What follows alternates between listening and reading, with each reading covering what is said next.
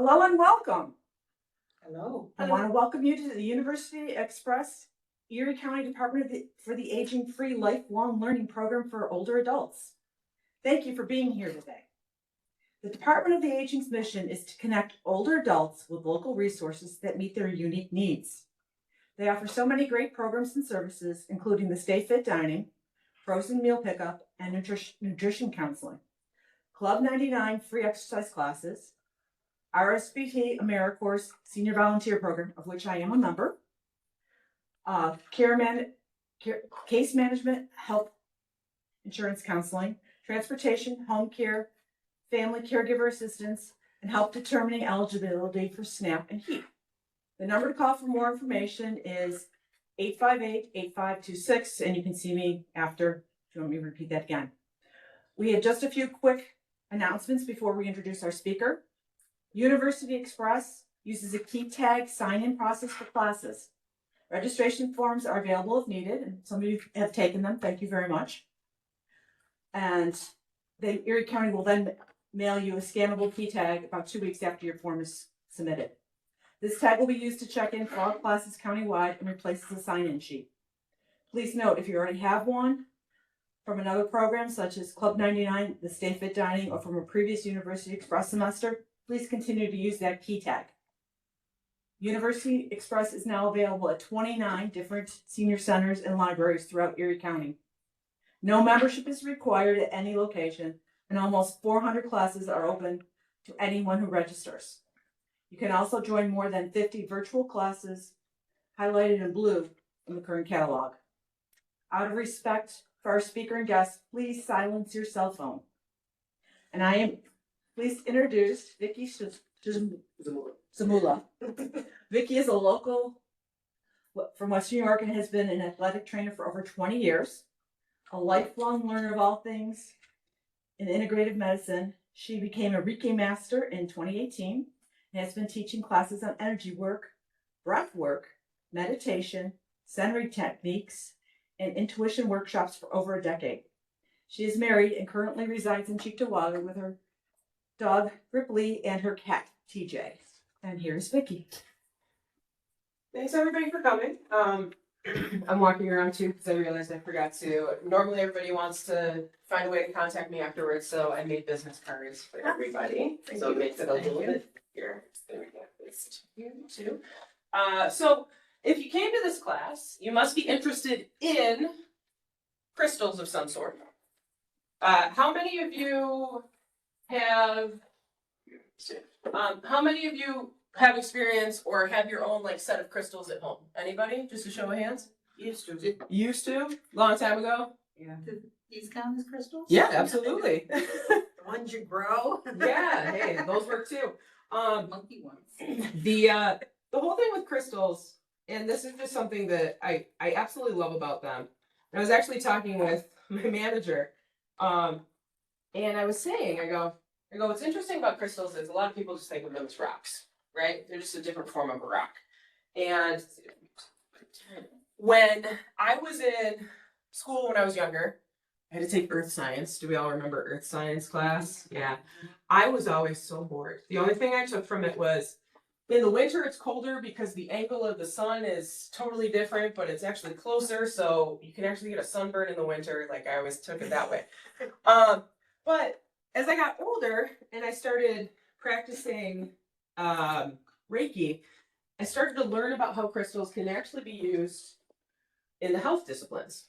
And this is something where I'm going to kind of talk a little bit about crystals, how they form, talking about frequency, so kind of like the energy vibration that goes through them, how that connects with different energy sectors of the body.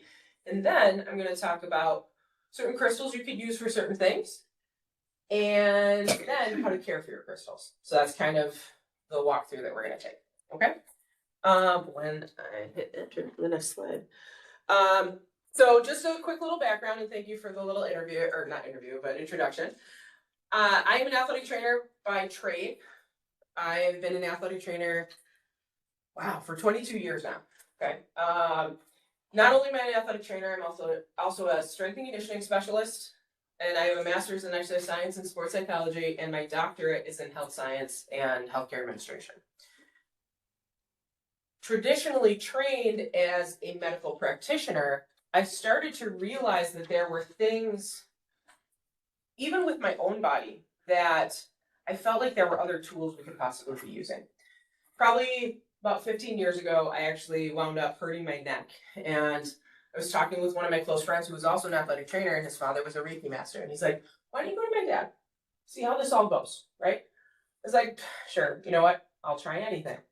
I went to one session, and I woke up the next day, my neck wasn't bothering me, I just felt so much more calm, and I was like, I need to look into this. So being the lifelong learner that I was, used some of my connections, wound up training as a Reiki master. Took about 4.5 years. I actually trained when I was living in Connecticut with Gail Francischetti, who is very well known out in Connecticut. And she taught me intuition, she taught me meditation, she taught me how to do centering and breathing techniques, and she taught me about crystals and how you could actually use crystals as more than just some shiny little objects that really look nice in your room by the window. They actually can be used to enhance certain properties for energy work, basically. Okay. Any questions on that right now? No? I am a true believer and the daughter of a doctor too. My father was a ears, nose, and throat and allergist, okay? My mother is a speech path. But I am a firm believer that there are so many things in this world and so many traditions that have been passed down through so many different cultures that there is validity to them, okay? Just because we don't study them the same way as we would study how to use the newest medical device doesn't mean that they're not useful in their own way. So bridging integrative medicine and bridging modern medicine together really is a passion of mine, and then educating others on it. Okay, so here's the big one. What differentiates a crystal from a rock? I know I got it up here, but can anyone give me like a basic understanding of how you would differentiate? Anything? Like what makes a rock, what makes a crystal? The way they're formed, where they're found or something. Yeah. So it's basically the process of how they're made, right? Crystals tend to have a different structure than just a rock, right? I could go outside, dig my hand into the dirt, and find a ton of rocks, right? I'm probably not going to find a ton of crystals though, because just of the clay makeup of the soil that we have out here. Now, if I go closer to like a waterbed or something that might be along a fault line, and we do have a fault line here in Western New York, you might actually find more crystals, okay? Now, natural crystals is what we're talking about. There are lab-made crystals as well. We know there's lab-made diamonds and all of them. You pick the jewelry that's both lab-made and naturally made. Naturally made, we know, is a little bit more expensive, but it's harder to find, right? The most basic way that I can explain this is pressure and time is what creates crystals. Also in association with the type of chemical makeup of the soil or wherever you're in, okay? Now, if we're going all the way back to earth science, okay? Igneous rocks are made by a lot of heat and the type of chemical sulfuric type of soil that they have. So that's when we find something like onyx, okay? A very dark black crystal, solid, almost looks like glass. The Mayans used to actually use it as like knives. They'd chip it away and they'd use it as knives, okay? As we go through, you'll kind of see other options as they work in towards the water, and they've worked away from being like near magma and hot temperatures. And as they move farther away from hot temperatures, they still have a crystalline form, but they're not as strong and they're not as durable, I guess is the best way to say. So if we're looking at the highest temperatures, or pressure, we're looking at diamonds and onyx. They tend to be the strongest when we're talking about that, just because they're high heat, high pressure situations, right? Diamonds are actually used a lot in medical technology for lasers and laser therapy because they can take a lot of pressure, they can be angled properly. to be able to focus a light through them. Okay. And again, like I said, other cultures have used a lot of these over the years to kind of enhance just day-to-day activities. Rocks, they do still have their value. Okay. I will tell you, I went to Ireland 2 years ago. Has anyone ever heard of the Giant's Causeway? Does anyone know what that is? So I went to the Giant's Causeway.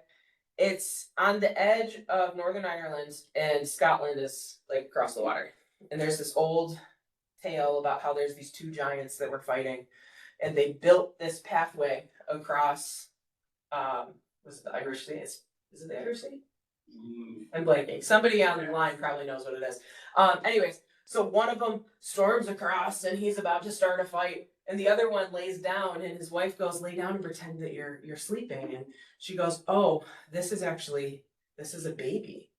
This is his son. So you might not want to fight him because he's 10 times bigger than you if this is a baby," right? So anyways, that's where the story all comes from. But the rocks there are basalic, and they're actually octagon shaped, all of them. So they almost have like a crystalline type of shape to them. It's probably because way back when there was some sort of eruption of some sort that caused these rocks to form in a crystalline shape, but they're not a crystal. They're actually a rock. So that in itself also has a little bit of theory behind it as to what gives something value, right? Before I move on, you can find crystals everywhere in the United States. Does anyone know what New York is actually popular for? If you've ever driven over by Cooperstown? Baseball. Yes. But has anyone ever heard of Herkimer? Yes. Diamond mines. Yes, Herkimer diamond mines. You can actually find raw diamonds in New York State because of the way our mountain ranges are and the fault lines and everything in New York State. So you can actually find raw diamonds here. Now, as you go through, I actually drove down to South Carolina. So you can kind of see down here, there's amethyst. You can find emeralds. You can find a whole bunch of things. You tend to find them more in the mountain ranges, at the bottom of mountain ranges, because where the water and everything kind of settled after the earth kind of moved. Opal over in Wisconsin, you know, there's so many beautiful things. And as you go out towards the west, you start to see more of these deep red colors, like jasper. There's a place in Montana, and I'm blanking on the name of the lake, but it's called the Painted Lake, and you can go, and it's so like the water is so clear, and you look down, and there's just jasper of so many different colors and so many different variations, and it's absolutely beautiful. It's on my bucket list to go there at some point. But I did want to mention that it is found naturally all over the United States here and all over Europe. Obviously, we know that if something is nice looking and you can sell it for a value, you're going to try to sell it for a value, right? So what gives a crystal its value? Does anybody know? There's a whole bunch of reasons that you're all going to stare at right here. But does anybody know specifically what is like the biggest reason for why people like crystals? Like They have power. they do have power. What The kind? look. Huh? The look. Yeah. What else? They're cheaper probably than regular stones. I mean, like the gemstones.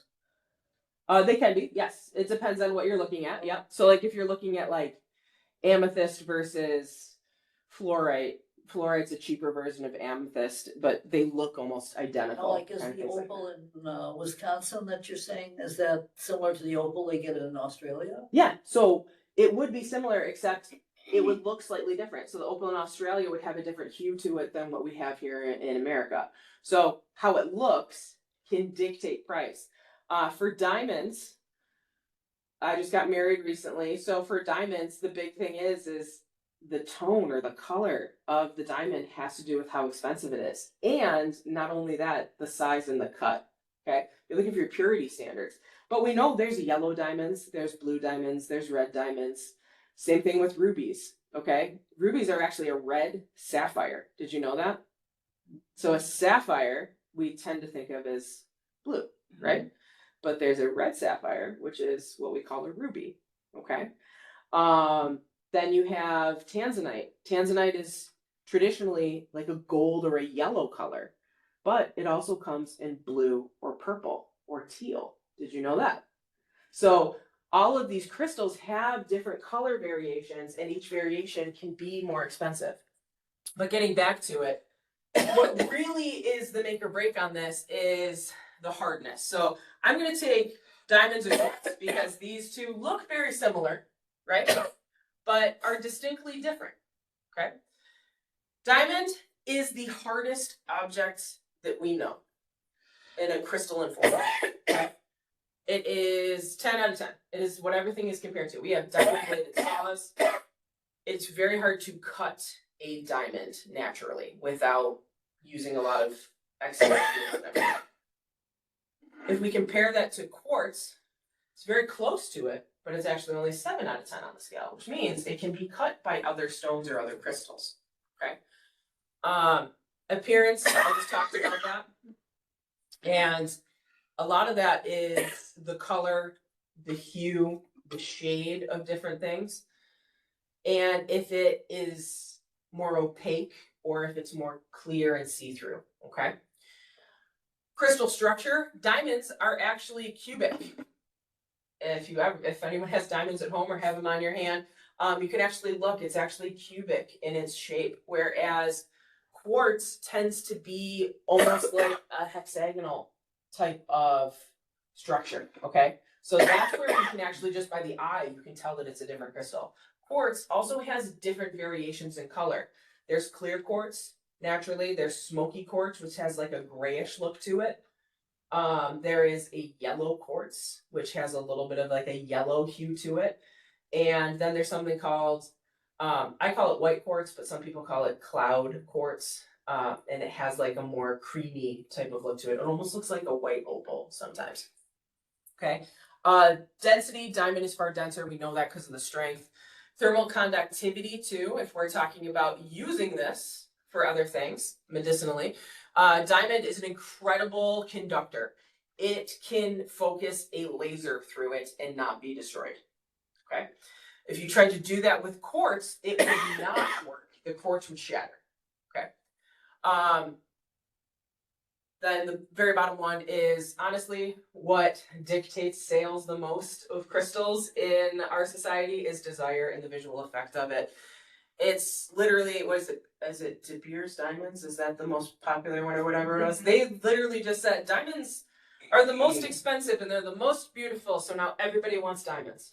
Before that, it was emeralds, rubies, sapphires. You know what I mean? It just depends on who made it popular. You look at the royal crown and all the crown jewels, there's not a ton of diamonds on them. You ever notice it's a lot of different colored gems and jewels on there? So just something to keep in mind. The one thing that I will tell you is a lot of people are like, oh, quartz, it's just a rock. It's not valuable, but it is valuable. If you're wearing a watch, if you're watching TV, if you have a cell phone, quartz helps make electronics. It's actually used to help conduct and move things through different channels. And it's used because to put a diamond in everything would be very expensive. But instead, you can put quartz. Any questions on that? Are we learning something new today? A little bit? Okay. Let's get to the actual gem workup here. Just take a sip of my coffee.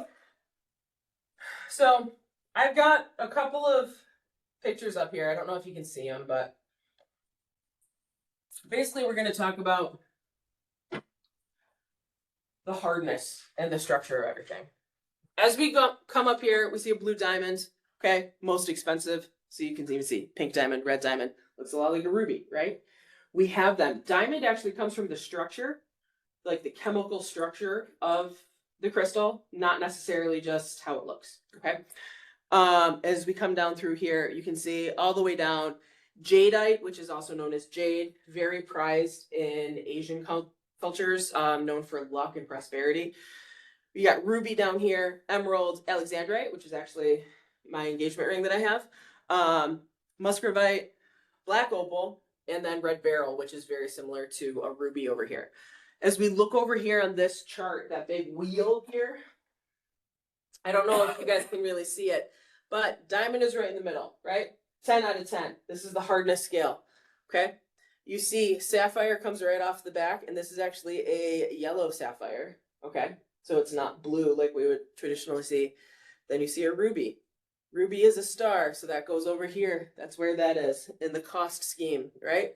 Come down here to Alexandrite, pretty hard over here into the cost scheme. And as you come around, you hit emerald, emerald over here, and it keeps spinning and spinning. And as it spins out, it is less dense, basically, and less hard. Okay, so the less hard it is, it does tend to be less valuable as well as a crystal. But you see jadeite down here, that's pretty far out from the other one. It's on a 7 scale, yet it's still highly prized. So my argument would be, it's highly prized because people in certain cultures see it as valuable. Okay, there was a time and place where we traded shells and buttons instead of cash and coins, right? So if you put value to something, it becomes valuable. And obviously, as we spin all the way out, you see a whole bunch of these. Fluorite out here, I did mention, that comes in a blue, green, and purple hue. I actually have a crystal at home that has all 3 together, where it's all kind of in the same little chunk there. It is one of my favorite crystals because it's a catch-all crystal. Like, it is good for meditating. It is good for just clearing your space. It's good for positivity. It's good for if you're feeling anxious, things like that. It's a great catch-all. Which one? It's called fluorite, Flourite, fluorite. And again, there's so many out here. You see a lot of birthstones on here, like Pure Dot is on here. You know, as you go through, I'm an October birthday, so I'm either rose zircon or opal, things like that. But I just wanted to put that chart out there. That's a lot of different crystals, but you can kind of see the harder the crystal is, the more expensive they tend to be and the more desired. And what's number 1? Number 1 is the diamond in the middle. No. That's not. I Oh, never sorry. saw- Number 1? Yeah. I gotta read it on here because it's too small on the computer. I need my glasses. Talc, actually. So that's where you get talcum powder from. So talc is broken down very easily, and you can see selenite, which is what I handed to you, is over here at 2. So it's even more fragile than the selenite wand that I gave you all. Okay. Talcum powder was used a lot for drying and absorbing things before baby powder was kind of invented. So just something to keep in mind. There are health uses to some of these things when they're ground down. And when they're ground down, they actually used to be pigments for paint as well. In the more chalky crystals on the mix. Okay. Any questions about what makes a crystal expensive and desirable? We're good with that one? All right. Now I'm going to give you a quick course in body energetics. Has anyone ever had Reiki before or knows about Reiki? Okay. Is anyone a Reiki practitioner? No? Okay. Kind of. You dabble. I remember this. I'm like a level 1. Yeah. Level 1 years ago. You know what? Level 1 is fine because you know how to take care of your own body and you know how to at least recognize the energy, right? I would love it if everyone was at least a level 1 because it would help a lot with calming people down, like centering oneself. A lot of people don't know how to control their own energy field. It's the best way that I like to explain it. Someone who works in sports, you can imagine the emotional swings. We had a rivalry game last night. We actually lost to our rivals for the first time in 11 years. So it was quite emotional and it was raining and the boys are just like standing on the field, like in their emotions. But that being said, our emotions can dictate our energy. Okay. Have you ever walked into a room and you're like, ooh, it's really tense in there, right? You can feel it before you even know what's going on. Okay. That's you actually sensing the energy frequency. Okay. We all have this gift. We all have this ability. It's just some people are more sensitive to it than others. I know you've been in my class before, so you've heard me say this before, but have you ever noticed someone's a close talker? And have you ever noticed that you need to pull yourself away from that person if they're talking too close to you? Like, have you ever been next to someone and just being near them makes you uncomfortable? That kind of thing?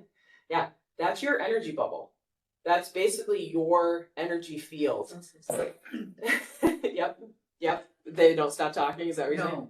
The sound of Oh, the sound. voice. Yep, that can do it too. The resonance of their voice, for sure.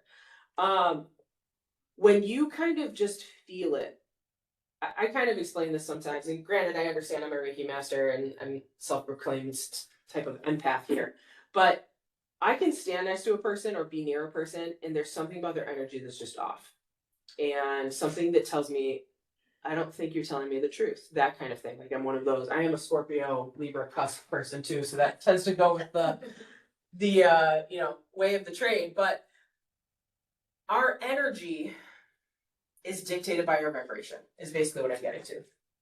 And as we go through here, in Reiki, we focus on the different chakras of the body. Okay.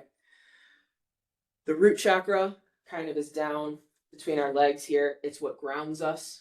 It is the lowest frequency. Okay. As we move up into our sacral chakra, which kind of is in our pelvis, we get a little bit higher. Solar plexus chakra, right here, right in the belly, gets a little higher. Heart chakra. This is a very popular tone that you actually hear in music. Fun fact. Okay. Especially in heartbreak songs and happy songs, tend to play off of that heart resonance with music. You can move up into the throat chakra. We're at about 740 hertz over here. And like you were saying, some people's voices, you just don't like their voice. It's the resonance of their voice that is not triggering you. I don't want to use that term, but it's impacting your energy field, right? It doesn't match you. So we go up into the third eye, right in the forehead. We're up to about 850 hertz. And then higher up into the 900s and the thousands, you have your crown chakra, which is basically what's above you. Now, this is actually based in more metaphysical science, but they have been able to kind of tie these together. When people are sitting in negative emotions like shame, guilt, grief, fear, they tend to be lower vibrations. And those lower vibrations, when you are around someone who's experiencing those vibrations, it lowers your frequency. Okay? If you're around someone who's of a higher frequency, even if they're happy all the time, you're like, I don't understand how you're happy all the time. Like clowns. Like there's something about clowns. I don't know. They're always smiling and it's just not natural to me. But I love clowns because they always bring joy. Their job is to bring happiness and uplift people. And joy is up here, the third eye chakra. And what it does, there are some people that are traditionally afraid of clowns. I appreciate that. But when you see someone who's super happy and they're just a really positive person, do you ever notice at first you're like, oh, why are they so positive all the time? And then all of a sudden you're like, why can't I be more positive too? And it brings that thought process into how do I shift my mindset so that I can be a more positive person? And that is their influence of their vibration coming into your mind through the third eye and making you rationalize and change your perception and change your frequency. Does that make sense to you guys? Right? Theory. In theory, yeah, it's a theory, right? Great thing about theory is it's hard to truly test and evidence-based, right? Especially since feelings are completely subjective. They're not objective, right? But we have seen some studies where people do tend to tie certain emotions to certain energy frequencies. And you can measure frequency. That is a scientific measurement. So what they'll do is they'll put someone in a room and they'll measure the sound frequencies kind of coming off of their body. They'll say, how do you feel right now? What emotion are you explaining? And then they kind of log it that way. Okay. But again, it is just a theory, but I think it's a very interesting theory and it's something that makes you think, right?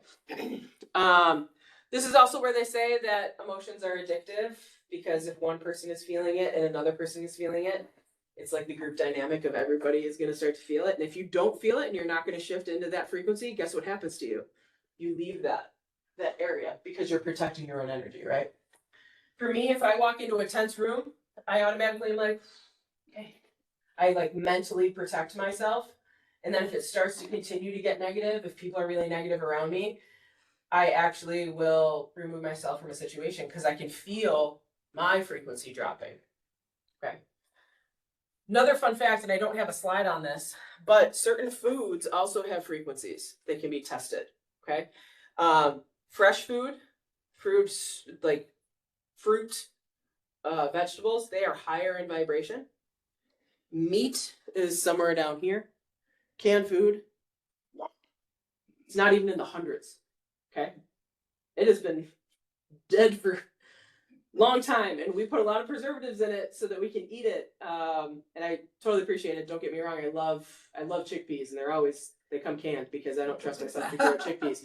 But you know what I mean? Like, the whole thing is the better food that you eat also raises your vibration. And we have seen the higher vibration that you have, the healthier your body is, in theory.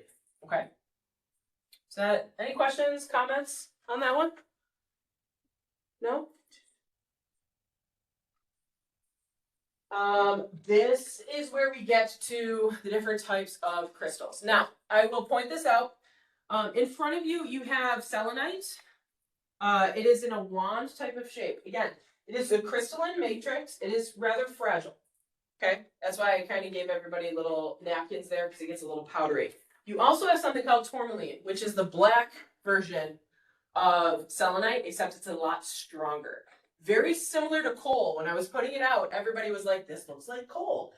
It's not a chunk of coal, because coal would actually be too fragile and it would flake apart. Okay, but fun fact is, does anyone know what's made inside of coal under high pressure? Diamonds, right? So just keep that in mind. As we're talking about tourmaline and we're talking about selenite, these are two basic crystals that if you are looking at starting a crystal collection or looking at controlling the energy of around your body or in your house or in a room, these are two that you should always incorporate. That's why I got them for you. These are yours to take home, okay? I actually keep them in the room that I do my tarot readings and my reiki and all of that. I keep them on my door frames. There is a belief that tourmaline absorbs negative energy. So any negative energy that comes into the room or is in the room gets absorbed by that crystal. And selenite cleanses or cleans a room. So that's why I put them on both door frames. It protects the room energetically. And obviously I understand there's a spiritual component to this. You have to believe it's going to work for it to work. But these two crystals are really great. I would suggest you take them home. I will teach you how to cleanse them and put your own energy into them. And then put them in whatever room you spend the most time in. Okay? And what they'll do is it'll balance out the energy and clean the energy in your room. Okay? That being said, I'm going to have you all go through. There's another little crystal in here. Okay? The only thing is you can't look. You have to pick it at random. Okay? Okay. Got it? All right. You first. Just take one. Yep, just take them.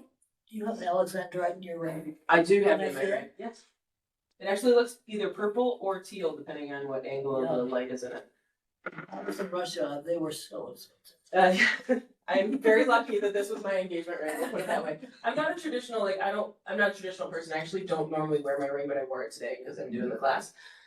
And I have always loved the colors teal and purple. And I love the idea that the Alexandrite changes depending on the light going through it and all of that. And I was like, that's kind of me. Like I love it because it's a little mysterious. What it is? No, I don't know what amber of some kind. Come back around over here. Oh, tiger's eye. I don't know. I'm gonna tell you something funny about you just saying you don't like brown. Is that my color? Alright. So everyone should have a crystal in front of them. They're all different crystals. So we're gonna go around the room here. What color did you get? Yellow green. Would you believe that's my favorite color? Perfect. Do you know what that Like an crystal is? avocado. I'm a child of the 70s and 60s. I love it. Do you know what crystal that is? I have no idea, but I'll take green anytime. It's a form of jade. Oh, What color did you get? green and purple. So that is actually called ruby zeostite. I always say it wrong. It's a form of a ruby. My color. What did you get? Brown. So this is actually called strawberry quartz. Oh. It actually is a red, maroon color, but it is a form of I quartz. guess you need sunlight to see it. Yeah, actually, if you hold it up to the light, put your phone light on and shine it in the light, you'll actually see that there's some flecks of that in there. So this is lapis lazuli. This is a lab-made version though, but it is lapis lazuli, which is really well known for the throat chakra. And did you get that last time when we had class too? I feel like someone got it last time and they're like, that's funny, I don't talk that much. All right, so you have dragon skin on that one. This is a protective stone, so it's really good for protection. What do you got? I was born in July. This is serpentine. So serpentine is a rock, like a crystal of abundance, and does have to do with enhancing one's heart chakra. And in other traditions, it has to do with fertility as well. What did you end up with? So you got turquoise. I got my 5. And turquoise is, as you can see, kind of goes with that throat chakra area. Very highly sought after. This is a lab grown one. Very highly sought after and used in indigenous people's jewelry and everything as well. Okay. What did you say this was called? Turquoise. Oh, hello. So do you think that it was like meant to be which ones we picked? Yes. So this is what I like to do this in the class. So when they come through, so jade, green is associated with the heart chakra, but it's also associated with abundance and luck. Okay. As we come through over here, you actually have it's pink and green, which is still the heart chakra. Okay. Ruby Zosterite also is known for positive energies and positive feelings and everything like that. Now, when you look at your strawberry quartz is actually it's a crystal of passion. So it's something that, like, if you are passionate about anything in your life, which I know you were just playing the Sabres theme when we were walking in here, you're passionate about winning that, right? And then I think I went through back here, I explained what everything was back here, right? Everyone got their crystals. Okay. Yeah, but I forgot what you called it. Serpentine. Serpentine. Kind of because the crystal and the large rock kind of looks like it goes in like a ribbon type of form. As we're over here, we see crystals that now align with the different chakras. Okay. As we're up here, we're going to start up here with our third eye and above. Okay. Clear quartz, selenite, I always say this wrong. Lepidolite. They are all higher self frequencies. So if we, is anyone Catholic in here or Christian, or you at least know what I'm talking about? You know the halos in Catholic tradition, or the flame on top of the head that's found not only in Catholic tradition but also Buddhist philosophy. That is your higher self. Okay? That is just a visual depiction of it that we see in artwork. As we move down, you're going to see that deep blue. So in the other picture that we had, this would be the purple one. Amethyst, lapis lazuli, labradorite. Labradorite is one of my favorites. Again, it has that iridescent kind of look to it. These are really good for thinking, meditating, trying to figure something out. If you can't figure something out, these are really good crystals to put around you to contemplate or meditate on things. As we go down into this teal color, we have aquamarine, sodalite, and blue lace agate. Blue lace agate and lapis lazuli look extremely close, okay? So just keep that in mind when you're looking at crystals. They can look a lot alike, but be slightly different. And the difference is just the hardness of that crystal, okay? But what happened is, with these deep blues, there's obviously a lot of copper in the soil when it was being made, so the copper kind of pulled out that deep blue color, okay? Going down into the greens, we have your heart chakra, rose quartz, aventurine, and jade. Greens and pinks tend to represent the heart chakra, okay? In traditional Asian cultures, green represents the heart, pink and red have kind of taken over the color of the heart just because we think of, you know, Valentine's Day and the color of the actual tissue in the body. As we go down into the solar plexus, now we're talking about like your liver, your stomach area. Citrine, also known for good luck. It's a positivity stone. Tiger's eye and pyrite. These are all abundance stones between the heart and the the solar plexus chakra here, they are known as abundance stones. Can anyone guess why? There's so many of them. There are a lot. Yep, there are a lot. They tend to be fairly cheap depending on where you're going, unless you're getting jade, like true deep jade from like China or something. But does anyone else know why? If you were going to gamble on something, what do you tend to go off of? Do you go off of theory? Instinct. There you go. You go off of your gut instinct. And you go off of how badly you want it, right? So that is why these are considered luck stones or abundance stones, because you're going off of your instinct. I don't know, should we answer? No. Unless you're a fire person. Yeah, that's true. From the Newstead Fire Company. I am not. I have a friend who's a firefighter though, and my brother-in-law's a firefighter, but I am not. So I probably am not the best person to have in a fire. Well, if there's an emergency, please call 911. That is true. I am a CPR instructor though, and I am, as an athletic trainer, I am a first aider. So, but again, not trained to fight a fire.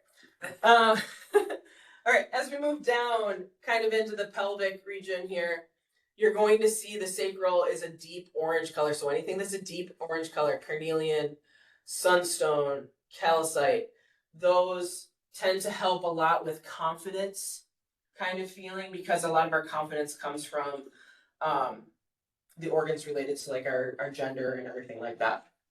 And then deep into the root chakra, this is our grounding.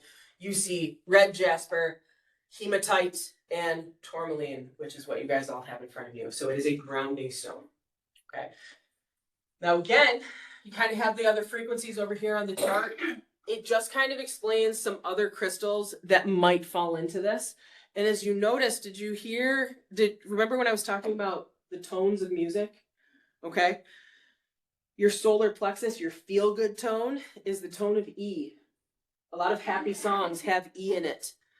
A lot of songs that have to do with heartbreak or feeling are in the tone of F, which is your heart chakra. Okay. A lot of confidence boosting songs, that comes from the tone of G. Okay. So music is a vibration. It is a frequency, and it can trigger the same things as crystals can as well. And we know crystals carry a frequency because they are tested with the sound wave going against it. And whatever sound wave it can absorb up till that point, if it goes above that, then we know that it's not its frequency anymore. It'll start to crack. Okay. Questions on that? Leave it up there, please. Do you want, yeah? Oh, you want me up here? No, I want Oh. a picture of that, but I'm trying to get it straight. I was going to do a Vanna White. All right. You got it? I think so. Yep. What are you looking for with the tourmaline?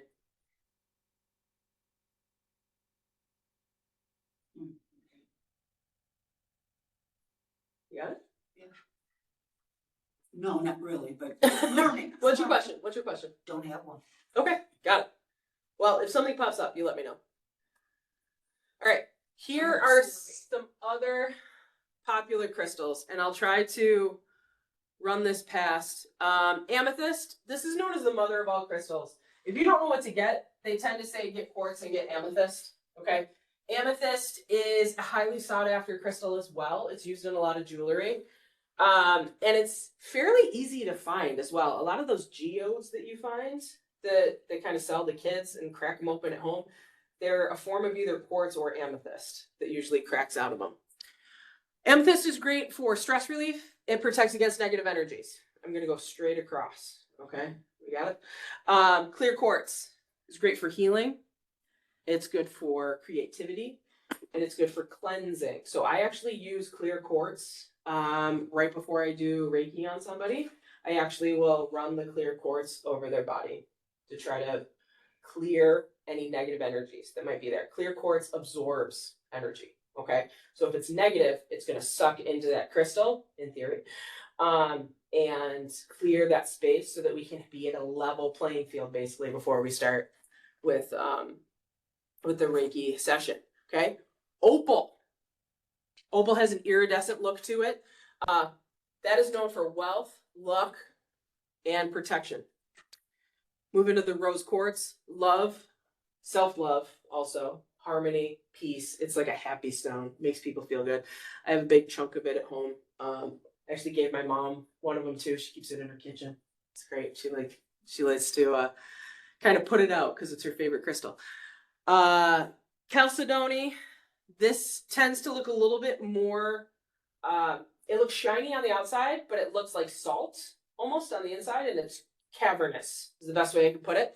That is known for stability, and it helps with your dreams. So I actually have one of these, and I've put it next to my bed.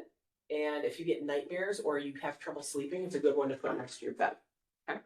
Selenite, which you all have, removes negative energies and cleans the aura, cleans the energy. Labradorite improves strength, intellect, intuition. Fluorite, which is right next to it, it's kind of got that rainbow look. Improves strength, intellect, and intuition as well. Chrysiola, which looks a lot like turquoise, but it has like a tighter kind of like tiger stripe to it. That's known for positive expression and self-love when you're going through difficult times. You got turquoise, which you got back there. That's for grounding and clarity and inner calm. Azurite, which almost looks like it almost looks like a dark blue painted quartz almost. It is a lab grown one, but that is known for insight and communication. Okay, it's almost reflective. Amazonite is smooth, calming, balanced, also a good luck stone in Eastern traditions. Malachite, which looks like a green tiger eye, is the best way that I can explain it, is really good for manifesting. So like if you're trying to pray for more money kind of thing. It's also a really good empowerment stone because it fills that heart chakra. Flame aura looks very similar to azurite, but has like more of like a rainbow kind of texture to it, is a motivation stone. Pyrite, or fool's gold, is known for wealth and confidence. Aquamarine is for courage, clarity, creativity. Abalone, or abalone shells, however you want to say it, the inside of a shell. That's for healing, soothing. Sodalite, very similar to the lapis lazuli, is for truth and intuition. Celestine is for calming and uplifting and balance. Moonstone, which is actually a variant of labradorite, it's just a white version of it, is for intuition and dreams as well. Onyx, which we talked about before, strength, self-control, stamina. It's dark, it's black, so it's a root crystal. Okay, and it's a very strong crystal. Jade is known for luck, harmony, and prosperity. Lapis lazuli, wisdom, intuition, and clarity. Are you noticing certain colors go with certain trends here? Lava stone, strength and courage, very similar to onyx. Obsidian as well, very similar to onyx, protection, positivity. Sapphire is calming. It's known for wisdom. Sunstone, which is a lab-grown stone, if you look at it, it looks like the night sky, and there's little flecks of like gold and silver in it. Is known for happiness. Okay. Tiger's eye is known for protection and personal power, like determination. So it's I remember when I was growing up in like the 90s, and you go to the metaphysical stores, why can't I say that word? And they'd have like the necklaces that had the tiger eye on it all the time. It was all about like, wear this for confidence kind of thing. Citrine, right next to it, has a gold, almost like a honey color to it. It's for confidence, happiness, strength. It's also an abundance stone. Amber, which I'm actually wearing green amber right now. Amber, very commonly found in Poland, and I'm only giving that as a shout out because I'm half Polish, is known for emotional healing and protection. Yeah. What's funny is I grew up hearing Polish all the time because my grandparents spoke Polish, but my dad never tried to teach us Polish. Same. Yeah. It's like the only sentence I can say is pojedziemy do kościoła. Yeah. Which is, we're going to church. Like, or Yachima, like, how are you? That kind of thing. Anyways, moving on. Sorry. Jasper, which is that lake I was talking about in Montana. Balance, healing, grounding. Again, it's a root chakra stone. Okay. Ruby, passion, love, strength. Agate is basically There's so many different colors of agate, but this one is showing like a red agate right now.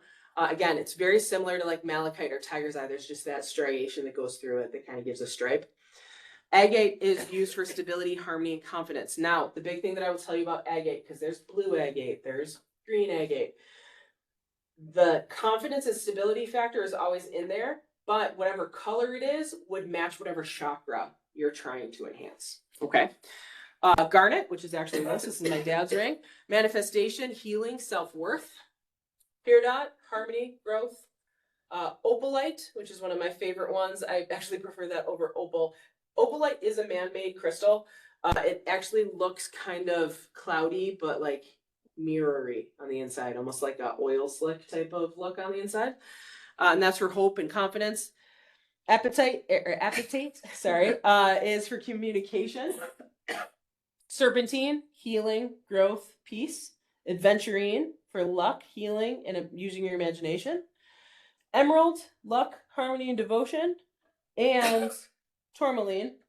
This one has a green tourmaline on it because it can come out in like a green or a pink color too. Healing, fighting anxiety, and helping with stress. Okay, went through that whole list. Those are probably the most popular crystals out there. If you go into any metaphysical shop or a crystal shop, I guarantee you will find 95% of those there. All of them differ in price depending on what size you're getting and what you're getting. Some of them are more expensive than others. Lapis lazuli is actually a highly prized countertop. It's a deep blue. It's very expensive, but it just kind of depends on what you're looking at. Okay. All right. They make countertops out of lapis? You can make countertops out of it. Yeah, it's a form of quartz or granite. Yeah. So, all right. Any questions on that for right now? We're good. We kind of had a really big crash course in crystals and what they're for. Okay. Now, how do you take care of them? There's so many different ways. How am I doing on time, by the way? Am I okay? It's I have all day. Okay. I got all day too. All right. it's 11:08. So let me know if there's someone coming up after us. I don't want to monopolize the room. Okay. I can talk. I'm a talker, as we all know. So how to care for crystals. I found this really great image. There are so many different ways you can do it. The ways that I take care of my crystals is I actually use the moon. So I'll put it out during a full moon. I put them all in a bowl. I have a metal bowl, which is like a mixing bowl that I literally make brownies out of. But I'll put them in that. Or I have like a coconut shell that I actually put some of them in. And I also have a bowl made of selenite that I'll put some of them in as well. So I love using the moonlight. If you believe in the phases of the moon, different phases of the moon are said to have different influences. The full moon is a start over. It's a refresher, right? The new moon is technically that, but when you have the full moon, you are recharging the crystals back to their original state in a philosophy type of way, okay? Some of them can be charged by sunlight as well. There are some that prefer sunlight over moonlight. However, there are some that if you put them in sunlight for too long, they will actually lose their color.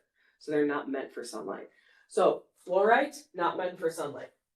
The sunlight will actually bleach the color out of it. Okay. Citrine, amethyst. The sunlight over time can actually start to dull the colors in that crystal. Okay. So you'd be better off using moonlight instead as a recharger. Okay.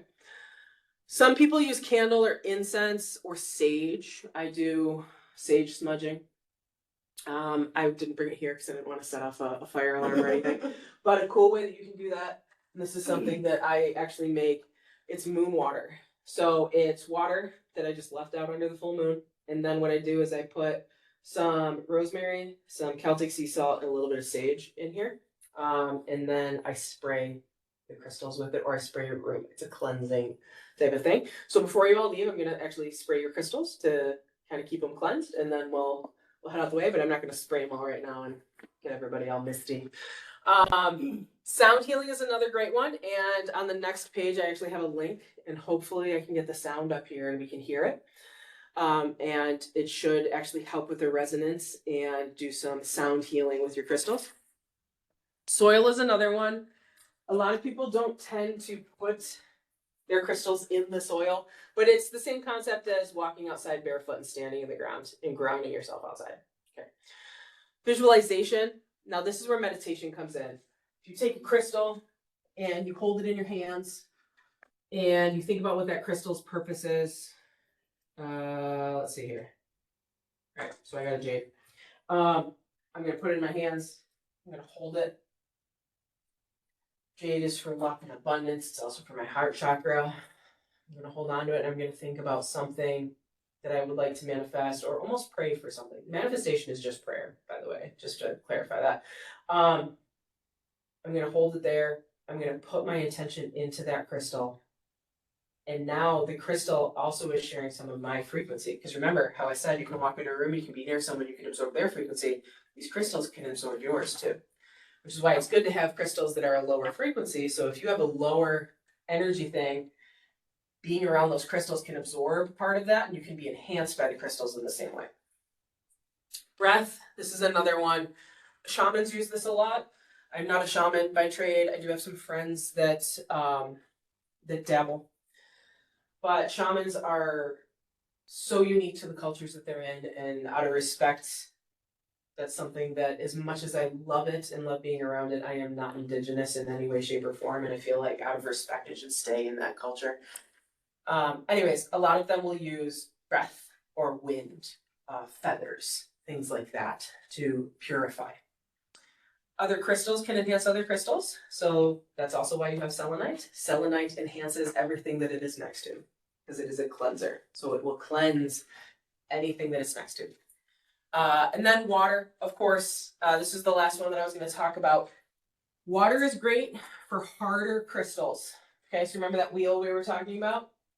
Anything over 6 and up, you can put in water. They tend to say put it in some water with a little bit of salt. Okay, the salt will actually enhance the electrical connectivity and the frequency of everything. You can leave it out in front of the moon. You can spray it with it. Again, like I said, I've got some sea salt in there. And what it does is it kind of enhances, wakes up the vibrations of that crystal. Anything below 6, you should use water with caution because especially something like selenite or tourmaline, they have a lot of porousness to them. If the water gets in it, it can actually cause that to expand and it can crack. So it's just ways to maintain your crystals and keep them healthy. Okay. Questions on that? All right. So we're going to do a little bit of sound meditation with the crystals that you have in front of you. And before I say this, I do want to mention, if you saw on the back, other classes that I've done, people have been interested in like, hey, where can I get some crystals? I do have some back there. I have some pendulums back there and some necklaces that have some rock crystals in there. I have amethyst, citrine, and smoky quartz back there. If anyone's interested, let me know. I'll be up here. But I just wanted to let you know there is some stuff in the back. So, I didn't put that slide together right. But anyways, sound cleansing for crystals. Okay. So the big thing is you want to cleanse your crystal first, and then you want to charge your crystal. Okay. So what we are going to do is I'm going to come around. I'm going to spray everyone's crystals. Okay. Is anyone allergic to rosemary or sage? No, we're good. We don't want to have any reactions here.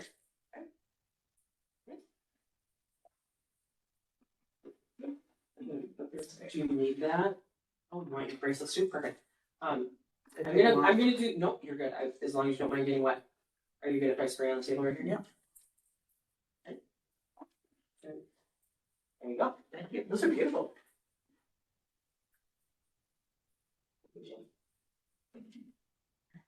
I'm gonna sneak over this way behind you.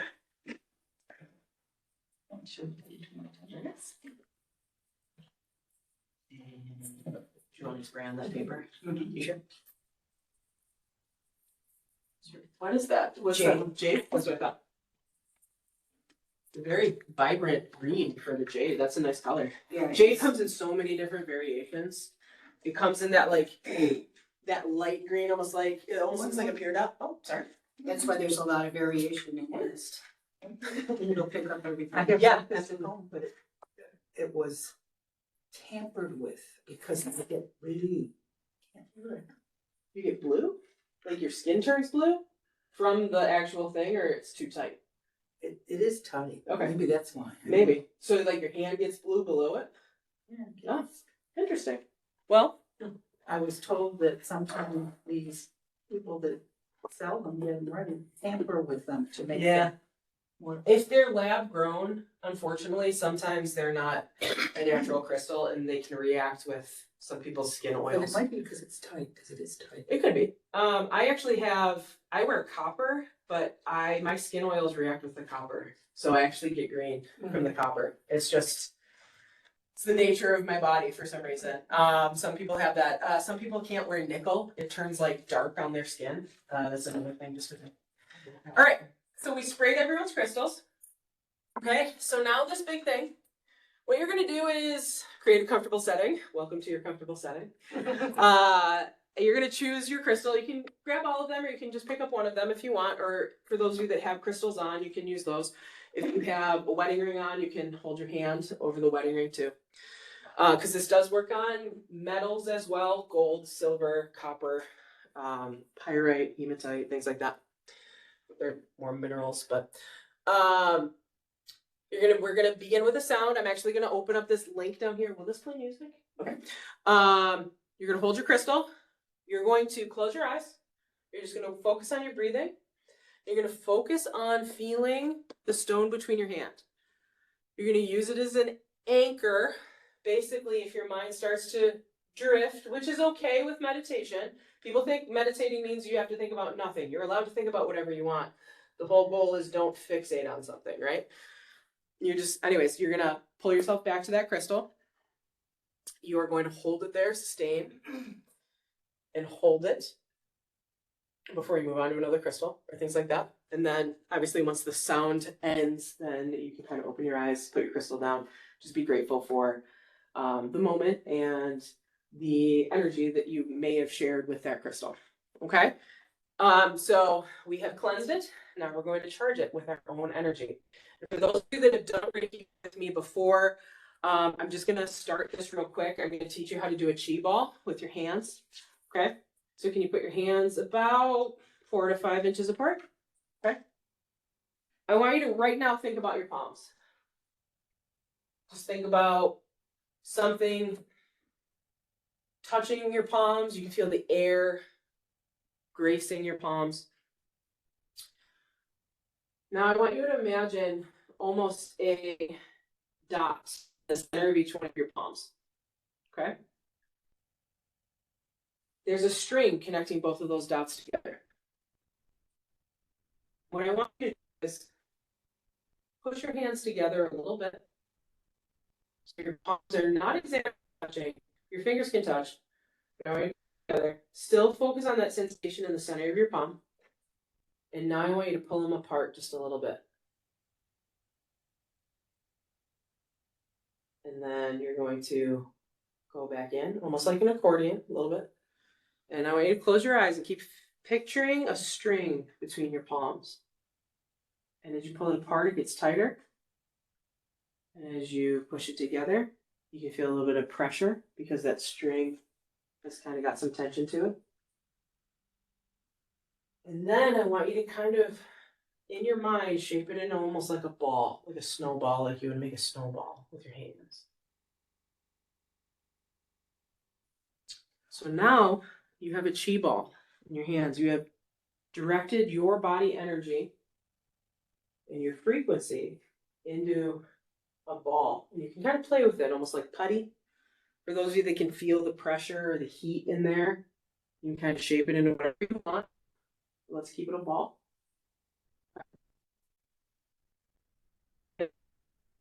Kind of sense something in your hands here a little bit. Great. Congratulations, you passed Reiki 101. All right, now I'd like you to pick up whatever crystal you're interested in, and I want you to put it between your hands. One at a time? You can put all of them in there if you want, if you got big hands. All right, so now we're going to use that chi energy that you just put into your hands, and we're going to start this meditation. So I apologize, there's probably a commercial on this link, but hopefully it'll pop up. This is a sound healer. Hopefully it'll get there. Do we not have a connection? If not, Oh, it's loading. it's loaded. Possibly getting myself. But what it is it is a technique where you use singing bowls, and I didn't get much out of that, you didn't get much out of what? the singing bowl. The singing We bowls? had one about a week ago here. Where did I put my phone? Mhm. You know, there's places you can go that too. Oh. And they have salt. I'm gonna try to find it on my phone since it's not pulling up here. Salt baths are wonderful. I love salt baths. In there. Alright, let me see if I can find this here. She did the same. I apologize, network issues. It's all good. Keep holding on to that, just, How do you see? Focus That's your- very loading. yeah. Sorry, we'll do it this way. That's not bad. I'm gonna see if I can get to Should put your time. the link. If I can open it. So with sound healers, they tend to use their crystal bowls or Tibetan bowls.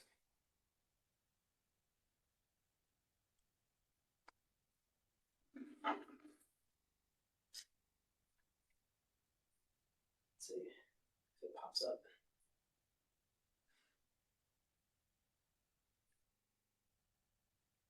All right, we're gonna see how loud I can make this. Use the bowls. Well, there's a bowl right there. So as we're holding onto the crystal, we're charging it, we're listening to this.